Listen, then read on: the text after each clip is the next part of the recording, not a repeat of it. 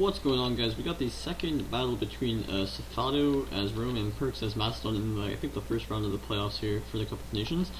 If you didn't see the first battle, Sofado actually won. Won a pretty interesting game. But now we're here on, I don't even know what map this is, but it's interesting. And let's go look at the builds.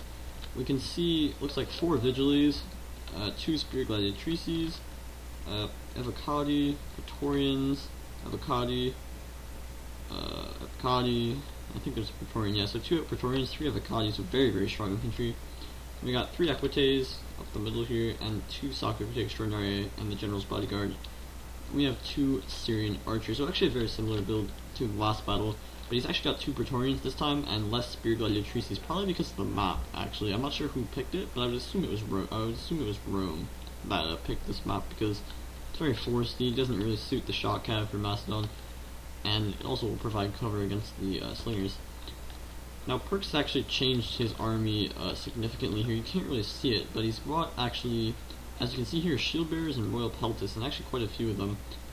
He also has a pipeline of levy pikes this time, but I think there's 2 shield bearers and 2 royal peltists. I'm not sure, and then also some Thracian warriors and some cav, mostly shot cav, but a couple citizen cav. He also brought a line of archers this time instead of the slingers from last time. So it's actually interesting because both sides have upped their infantry forces here, and maybe it was because of the map again. I'm pretty sure Rome picked this map. It doesn't really seem like what Makedon would want to pick. So he's advancing up here with his levy pikes. We'll try to get a look at the army compositions as we can. It's also a pretty hilly map, so people want to keep control of this high ground out here. Syrians are firing on the enemy archers, doing some damage. Oh, and he's charging in, and he actually will get the charge. This is exactly what happened last game as well. These Equites did not get a good charge, but these Soccer Equites actually got there before the pikes were down, and because the pikes are now kind of messed up, he can charge in the Spirit Gladiatrices. But the Thracians are here to countercharge. Over here, a ton of Equites were lost for pretty much no gain because they just charged into the pikes, but there's an unlucky timing. Now he's trying to flank around with these infantry. Looks like an Epicadi and a Vigile, and a little support with some cav.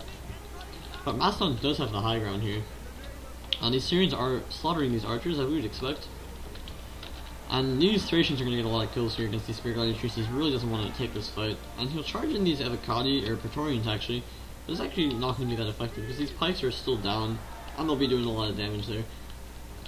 These archers are going to have pretty much no effect against the Syrians, with their heavy armor and the forest cover. But Makedon's kind of just turtling up here on the hill, which makes sense. We can try to look at their army here. We see a couple citizen cav, a shield bearer gen, so 3 shield bearers at least. You can see one of them here. A couple of Thracians, and then a couple of royal peltists. I think royal peltists and Thracian there. So definitely more infantry centric than last game. These Spirit Gladiatrices retreated with heavy casualties, and now the archers are focusing these Thracians and doing a lot of damage.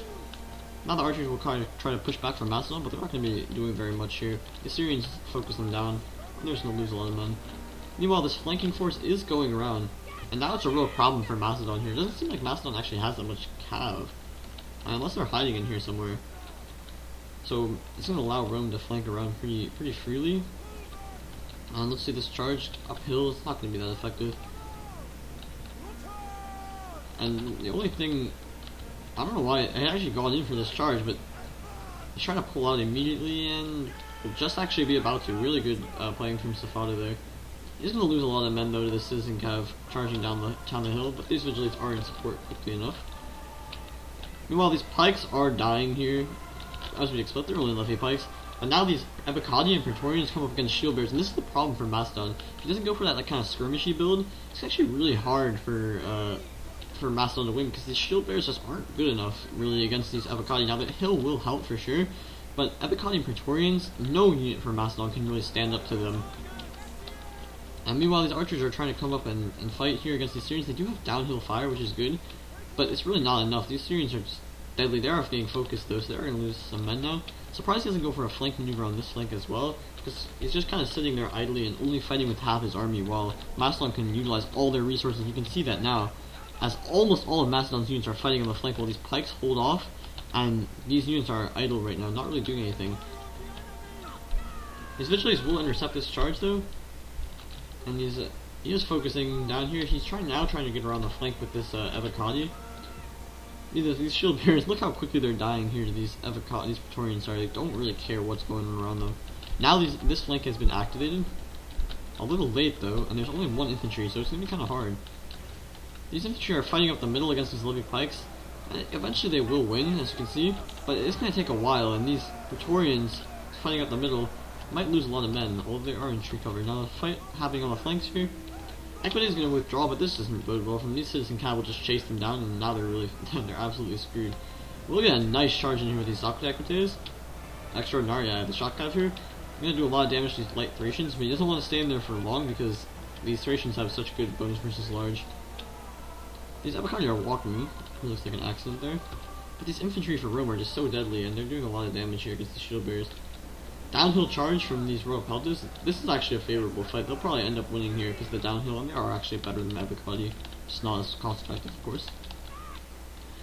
The only question I have for Rome right now, or for Macedon right now, is what happens when these pikes eventually break. Then you're going to be in a lot of trouble because these frees up like 6 infantry to just rush the middle here, and almost all of Macedon's infantry are engaged right now.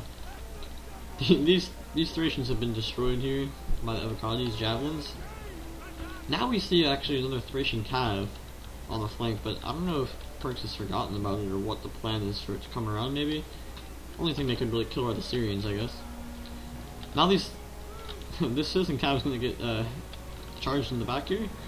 It should die almost immediately, but there are Thracians in support, so he's going to pull out. And look how quickly that citizen cav just absolutely smashed. Meanwhile, these Avocadi are starting to rout, but now the flanking units are coming in. And this is really bad for Macedon. He's got to figure out a way to deal with this quickly. Look how quickly these Royal Peltas are dying. Now these Praetorians are coming in here. These Praetorians killed an entire Royal Peltas shield bearer over here, and now they're going to go for more. And this is just the cost efficiency of Rome at its finest here. Like, the Praetorians have only lost 15 men, and they have 150 kills. Just unbelievable. When only these Thracians are left on the field, it's not going to be a problem for Rome to really destroy them.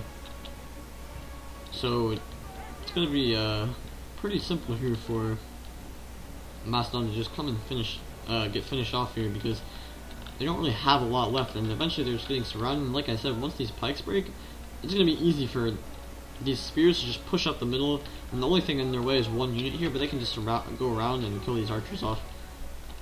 Now the Thracian cav has been activated, but it's kind of late in the battle here. Actually, we'll kill off this Legazi. He should probably just charge. Thracian cav have really good... Oh no, not these guys though. The mercenary Thracians have terrible stats, I forgot about that. Real Thracian cav, these shield bearers are fighting on the flank, and yeah, definitely Pirx Sofado doesn't realize. Oh, he actually does. That's pretty good awareness from him. And he's just going to move the general in here. These Thracians are going to get an uphill charge. It's not going to be so deadly though. And as soon as this shield bearer gets surrounded by these Praetorians, it's definitely over. 200 kills on these guys. Just absolutely demolishing them. Their cool purple capes there. These archers have to retreat, but there's nowhere to go at this point, pretty much. He charges in his archers, actually pretty smart here because the Thracians were targeting the general. And now the general should come in here and finish these Thracians. Actually, it might be a kind of close fight, but you expect the general, the wise general, to finish off his adversaries there. They don't have really good stats. And now Pirx is getting surrounded here. He's got to pull these Royal Peltas off to engage, but I mean, these guys are being surrounded. There's another whole Praetorian who's lost 1 man so far, so that's going to be hard to stop. And definitely Sofado has the better of this engagement. But this was actually honestly very favorable for Rome. This wooded environment, not really optimal, and just nothing you can really do to stop the impressive Roman infantry with 2 Praetorians. That's just really hard. That's really tough to stop here.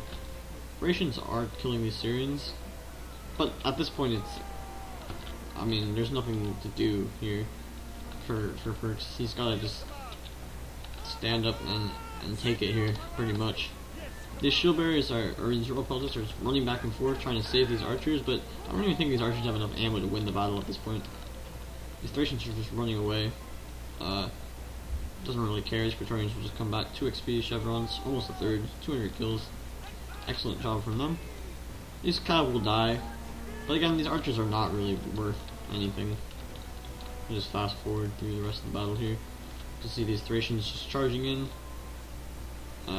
He's gonna use the whip here, so the general should be pretty much, yep, cannon fodder for these Praetorians, who are up to 260 kills.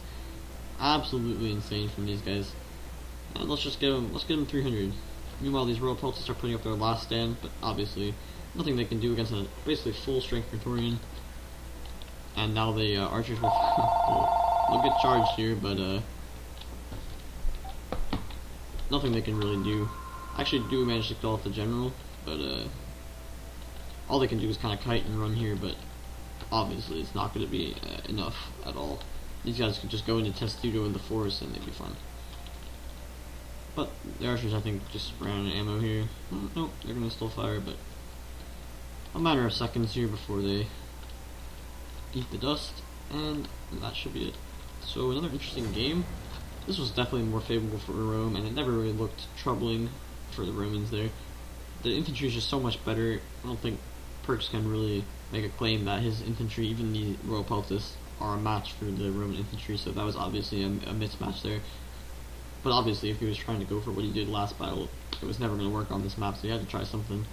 If we look at the kills, Roman infantry killed everything pretty much. Syrian archers had a good time as well. There's only 2 cav for Makedon, that was obviously a big problem. And these expensive infantry units just weren't worth the cost. This is not cost effective enough. These Thracians did okay, and these Pikes, 143 kills. That's impressive, I guess. But it was mostly on Vigiles, so good game, guys. Thanks for watching. See you next time.